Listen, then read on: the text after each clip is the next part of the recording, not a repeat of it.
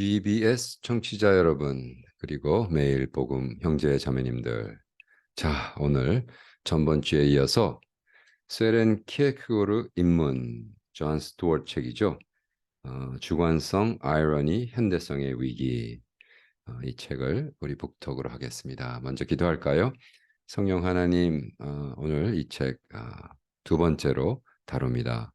이곳에 나오는 모든 내용들이 우리 신앙생활에 참 도움이 되도록 도와주시옵소서.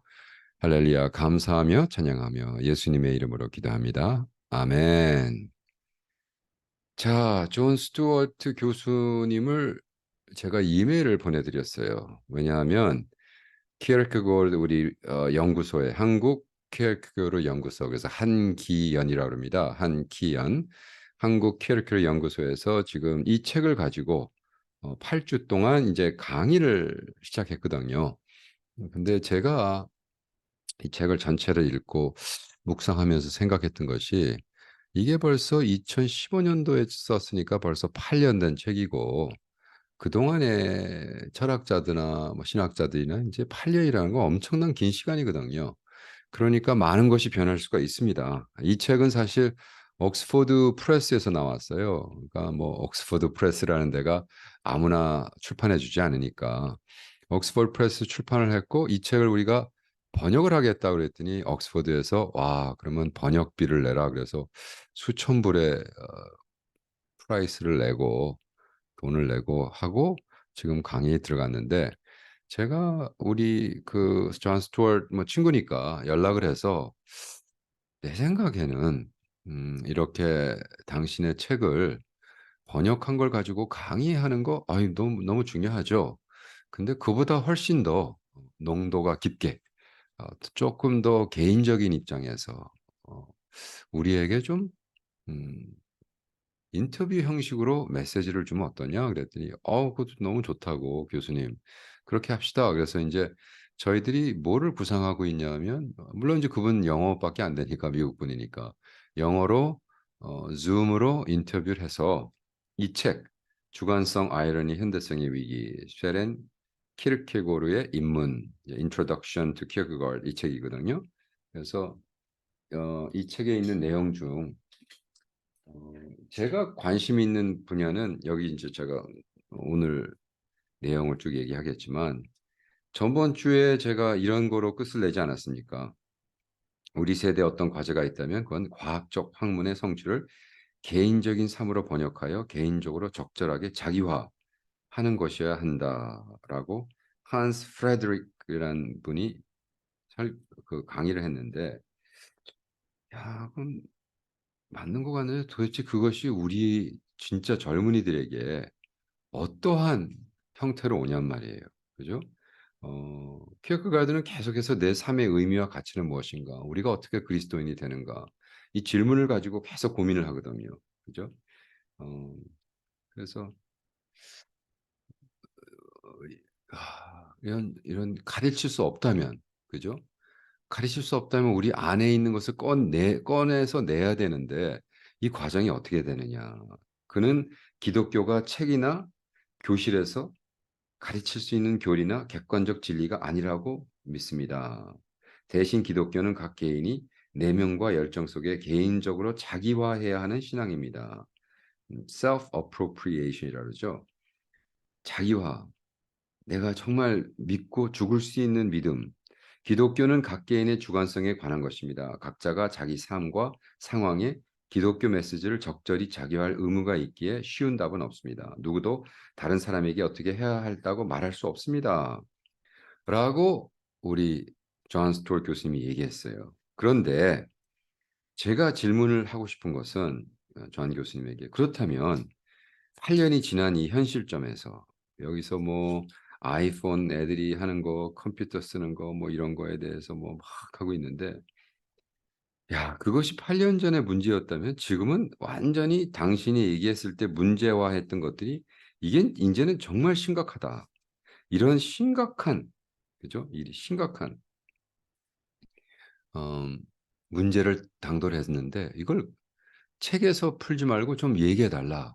지금 책에는 어떻게 쓰고 있냐면요. 33 서론에 나의 목표는 세 가지입니다. 첫째, 현대성의 시급한 문제에 대한 키에크고르의 분석과 이해를 탐구하고 그의 견해가 오늘날 우리 삶과 연관되는 현대성을 이해하려고 합니다. 둘째, 키에크고르가 이러한 현대의 문제에 대한 통찰을 다소 역설적으로 고대 철학자 소크라테스에게 어떻게 찾았는지 살펴보고 키에크고르가 왜 소크라테스를 자신의 작업과 저술의 모델로 삼았는지 이해하려고 합니다. 셋째, 이 책이 정기라고 생각하지는 않지만 방금 언급한 두 가지 주제를 해석의 열쇠로 삼고 키에르케고르의 삶과 동시대인들과 관계를 추적하고자 합니다. 그래서 존 스튜어트 교수는 키에르케고르의 인트로덕션을 그가 말한 철학에 중점을 두지 않고 신학에 중점을 두지 않고 그가 살아왔던 삶, 30대, 20대 했던 얘기, 30대, 40대, 그죠? 40 중반에 죽었으니까 50대까지는 없는데 그래서 이 시급한 문제에 대해서 키에크레드의 분석과 이해를 탐구하고 싶다. 오케이, 존. 그렇다면 진짜 얘기해 봐라. 지금 그렇게 해서 탐구해서 이 책을 썼는데 8년이 지났는데 도대체 결론은 뭐냐?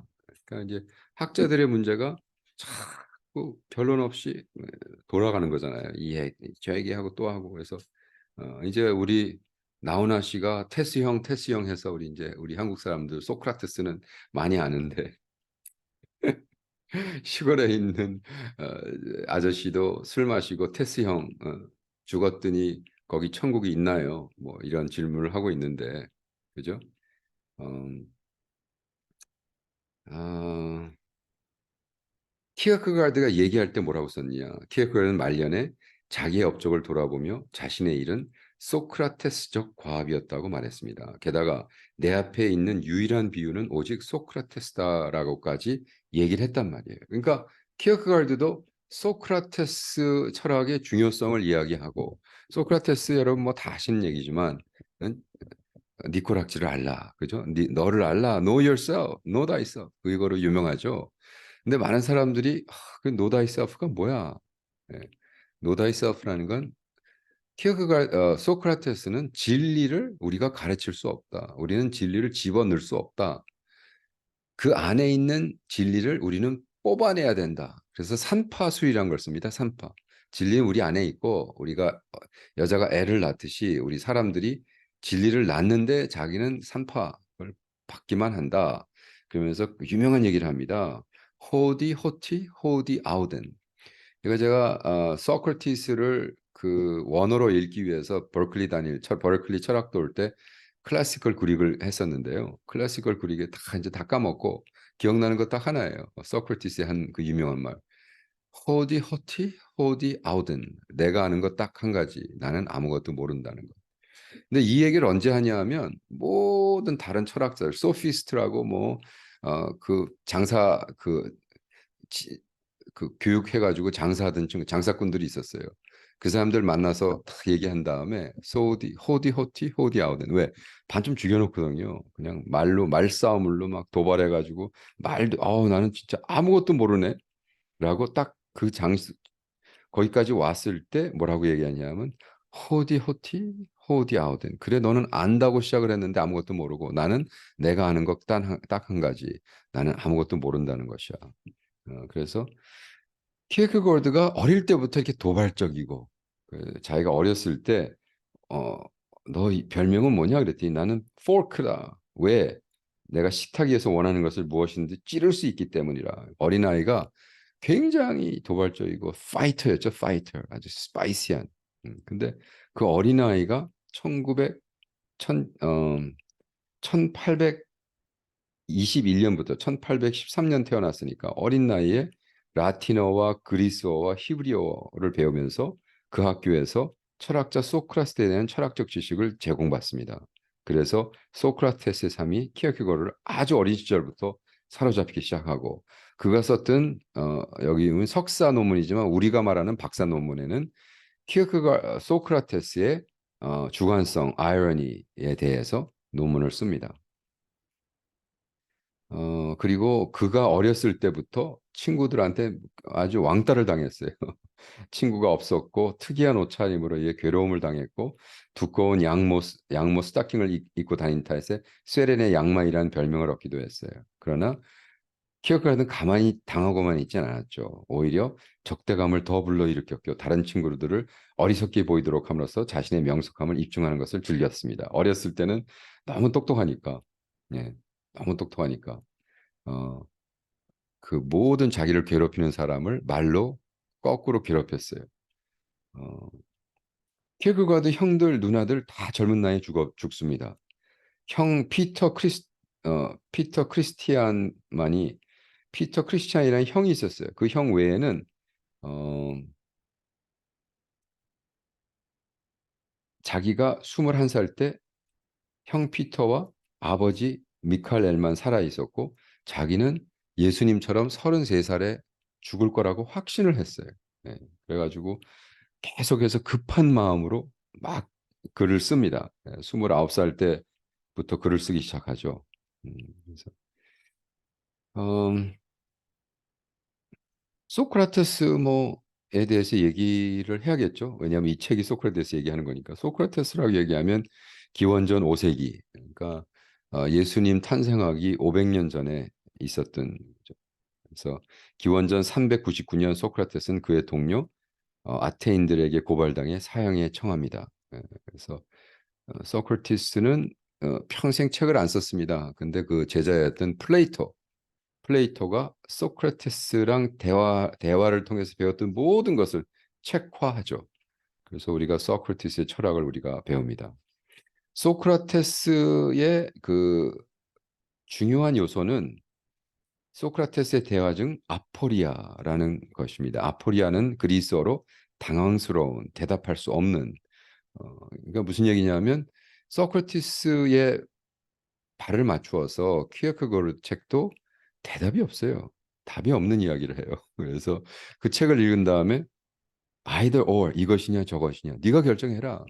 음, 이것이 맞다, 이것이 틀리다 그렇게 얘기 안 합니다. 왜? 진리가 우리는 진리를 배울 수 없고 진리를 우리는 받는 것이 아니라 우리 안에 있는 것을 뽑아내는 거라고. 그러니까 키어크가르드와 소크라테스가 거의 비슷합니다. 그러니까 어렸을 때 영향을 받았던 소크라테스를 키어크가르드가 자기는 평생 어, 그 가르치고자 했다. 그래서 제가 아까 읽어드렸잖아요, 그죠? 예. 소크라테스를 자기는 업적을 소크라테스적 과업이었다. 그리고 내 앞에 있는 유일한 비유는 소크라테스였다. 그래서 키어크가르드 책을 읽을 때 소크라테스의 그 아포리아라는 컨셉을 우리는 키어크가르드 책을 읽을 때 많이 기억을 해야 됩니다. 그래서 소크라테스가 이 소피스트라는 엄청난 수사학자들의 그 모임을 깎거든요. 그죠? 돈 받고 교육을 했던 소피스트. 근데 돈 받고 종교를 생활하는 성직자들에게서 비유합니다. 키어크가르드는 이 성직자들을 되게 미워했어요. 그래서 그냥 정부에서 월급 받고 일하는 정부에 일하는 사람들. 어, 그래서 키어크가르드는 일부 과학자들과 학자들까지도 소피스트로 간주하며 그들에게 공격하기 시작합니다. 어떤 식으로 공격을 하냐면 소크라테스의 사명과 쇠파리. 그게 이제 getfly라고 그러죠. shoefly. 그래서 왜 어디 나가면 막 얼굴에 달라붙는 아우 짜증나는 그 쇠파리들이죠. 쇠파리들.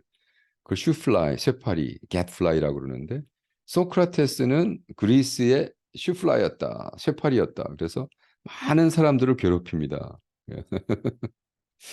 어, 답이 없는 얘기를 질문을 계속 해가면서 키어크가르드의 책이 그렇습니다.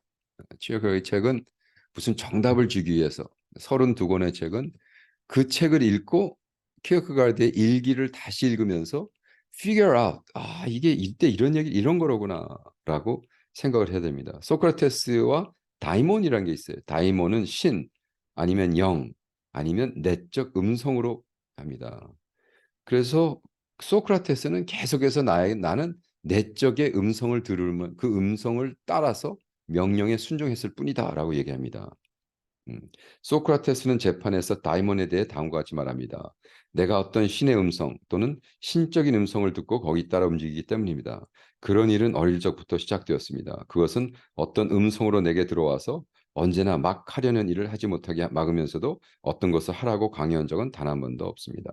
소크라테스는 이르듯 자기 안에 있는 개인적인 내적 음성이 있다고 주장합니다. 음, 키에르케가르도 같은 생각을 했습니다. 그래서 그가 저술 활동을 한 것도 그런 다이몬 누군가 자기에게 이걸 하라고 했다. 그래서 저술 생활을 함으로써 생활을 못했죠. 뭐 어떤 책은 50권 팔고 죽었으니까. 근데 사실은 제가 이렇게 얘기하면 좀 우습지만 오버랩되는 게 소크라테스와 키어케가르드와 저와 저도 같은 오버랩다는 것을 느낍니다. 저도 저수 생활, 네, 제가 지금 96권의 책을 썼는데 그거를 무슨 생활이 돼요. 그 책 팔아서 돈 벌기 위해서 쓴 책이 아니니까. 그거는 방질 목사님이 저에게 목사, 너 책을 돈 벌려고 출판하지 마라. 그래서 모든 책은 그냥 출판해라. 그 제가 우리 방질 목사님 말씀에 순종해서 95권을 통해서 생활이 안 되거든요. 출판해도. 왜? 돈 벌기 위해서 하는 것이 아니라 나누기 위해서. 어떤 저술 활동도 하나님의 사명으로 받고 하고 있습니다. 소크라테스와의 마이유틱스라는 게 있어요. 마이유틱스라는 건 뭐냐면 삼파술. 마이유티코스라는 헬라어에 나왔는데 산파술, 애를 받는다. 소크라테스 자신의 어머니가 산파였어요. 그래서 어머니부터 기술을 가져왔다고 설명합니다. 엄마가 애를 받는 걸 볼 때, 아, 생명체가 저렇게 나오는 거로구나. 그와 같이 진리가 인간들에게 있는데 내가 애를 넣어주는 게 아니라 그 진리를 애들을 뽑아내는 예, 산파. 사람은 누구에게나 자기 안에 진리를 가지고 있으나 의식적으로 이를 알지 못한 채 있다고 믿었기 때문입니다. 음, 그러나 각 사람마다 가진 지식은 소크라테스가 관여하는 질문의 과정을 통해 드러낼 수 있었습니다.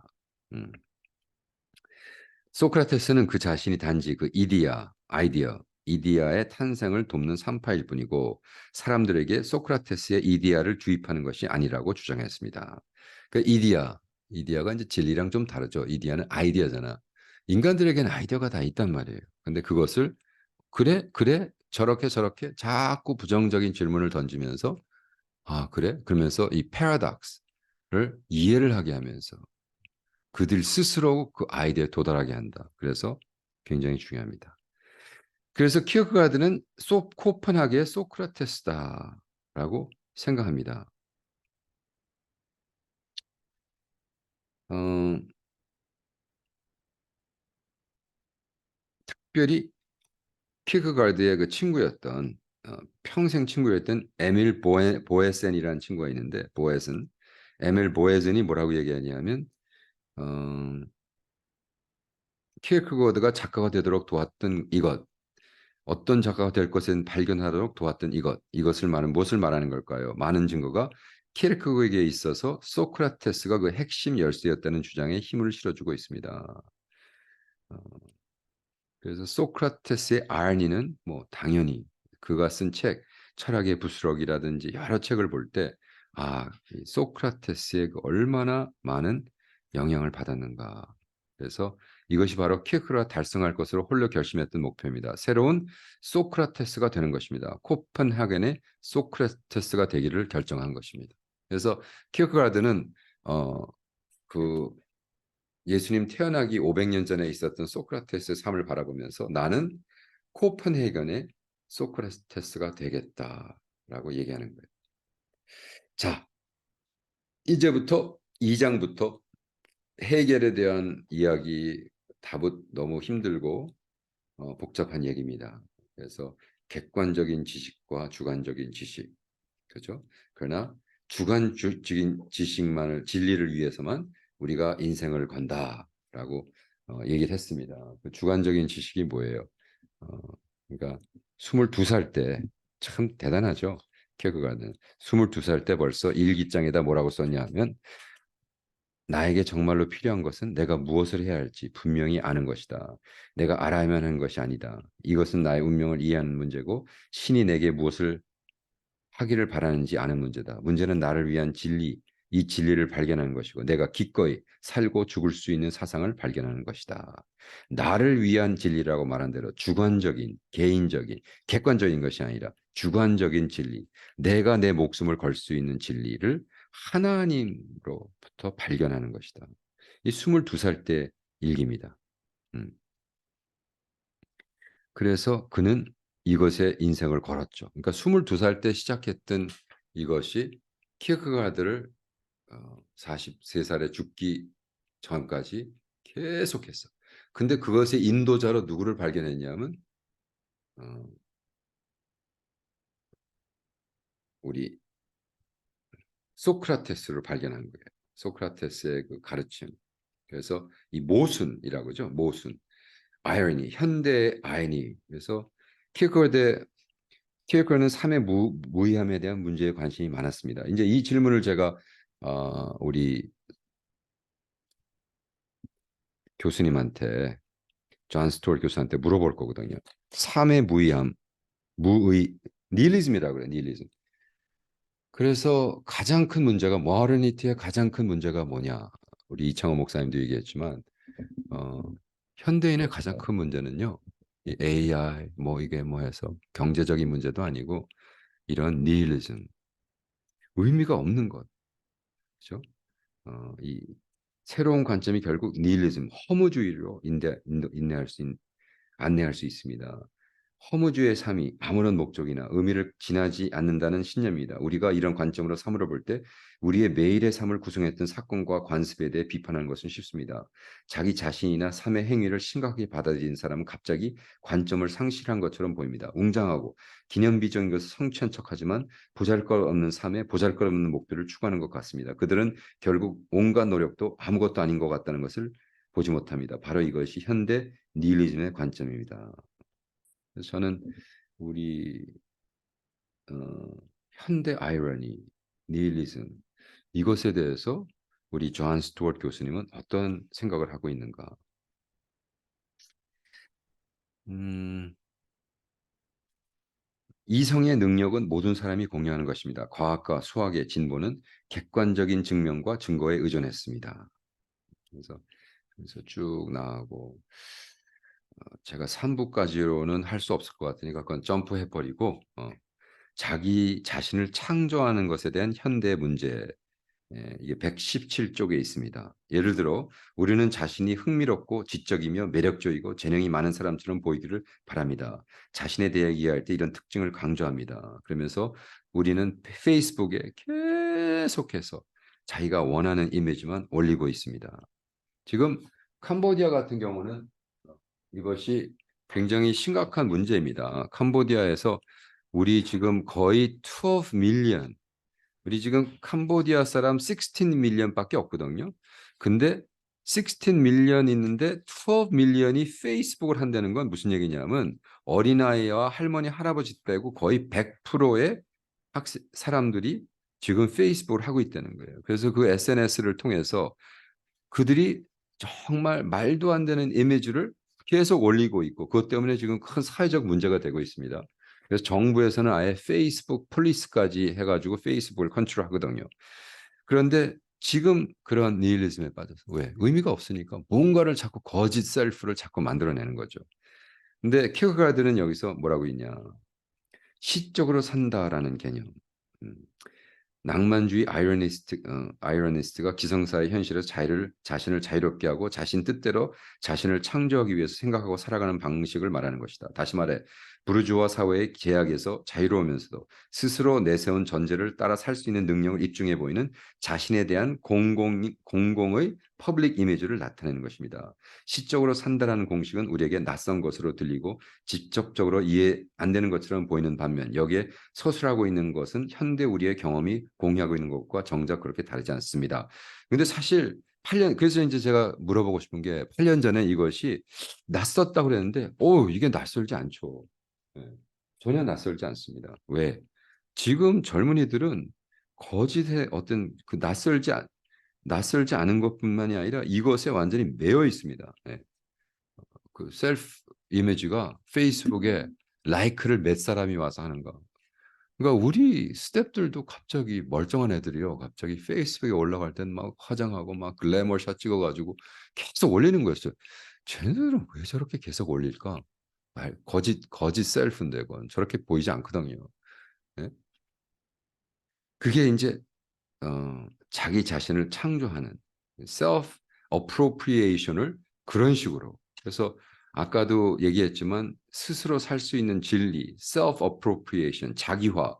self appropriation이 정확한 객관적인 것에 중심을 두는 게 아니라 객관적인 것, 다른 사람들이 좋다라고 얘기하는 것에 자기 자신을. 그러니까 이것이 잘못된 것이죠. 그래서 네. 가끔 우리가 페이스북에 일어나고 있는 나의 이미지와 경험, 인격 차에서 어떤 불일치가 존재합니다. 우리 모두에게는 숨기고 싶은 어떤 결점 혹은 창피스러우나 부끄러움 느끼는 각자의 경험들이 있습니다. 이것들은 나의 페이스북 페이지에 포스팅하고 싶은 것이 아님에도 불구하고 부인할 수 없는 나의 일부입니다. 그래서 어, 키에크거는 이 시점에서 현대 족자들이 이 질문과 맞닥뜨리게 합니다. 우리에게 지금 중요하거나 혹은 앞으로도 중요해져야 하는 질문입니다. 나는 정말 진정한 자기란 무엇일까? 누구일까? 라는 것을 키에크가르는 우리에게 계속 질문을 합니다. 그것은 정답을 주질 않습니다. 너의 셀프 이거야 라고 하지 않습니다. 왜? 그것은 그렇게 되면 객관적인 진리겠죠. 그것은 우리한테 쑤셔 넣는 거겠죠. 우리 안에. 그게 아니라 그랬죠. 아이디어는 뭐야? 키어가르드나 소크라테스나 우리가 뽑아내는 것. 과연 나는 누군가? 그죠? 나는 누구인가? 라는. 그래서 핵심은 뭐야? 개인이 자신의 이성으로 이를 평가하고 동의할지를 결정한 권리가 있다는 것이다. 이것이 바로 양심의 권리입니다. 그래서 우리 개인의 권리는 뭐냐? 내가 누구인가? 그죠? 음, 개인이 이렇게 윤리적 what is right 이것이 맞고 틀리다를 결정할 수 있는 권리권이 우리에게 양심의 권리가 우리에게 있다. 예, 이것은 굉장히 중요합니다. 헤이겔의 가이스트라는 그 컨셉은 그 헤이겔의 가이스트라는 것이 궁극적으로 뭐를 낳냐 하면 독일의 그 독재자였던 나치 그죠? 히틀러를 납니다. 히틀러가 헤이겔의 가이스트가 좋은 거야. 왜? 모든 그 단체를 위해서 각 개인의 라이트는 말살시켜도 돼. 죽여버려도 돼. 라고 왜?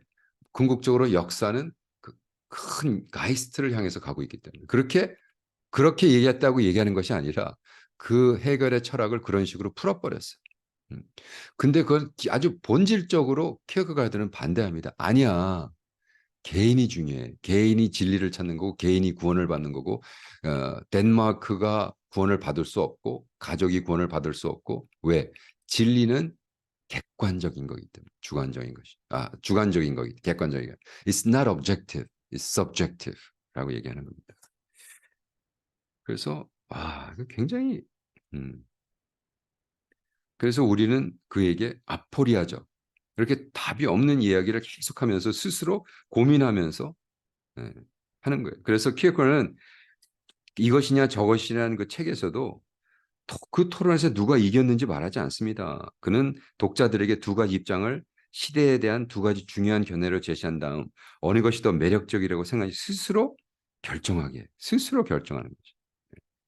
그래서 우리는 자꾸 전도도 마찬가지예요. 전도도 뭐 예수가 하나님이고 하나님이 말씀이 하나님이고 말씀은 하게해서 네가 이것을 믿어야 돼 이렇게 하는 게 아니라 우리는 예수님의 가장 아름다운 삶을 살면서 전도를 막 주입식으로 하는 것이 아니라 내가 정말 예수를 믿는 사람은 저렇구나. 그래서 거기서 유혹자 일기, The Seducer's Diary 이건 좀 다른 얘기지만 키어크가르드는 전도를 seduction이라고 그랬어요. 유혹하는 거다. 유혹하는 거. 여러분 다음번에 또 만나겠습니다. 시간이 많이 갔습니다.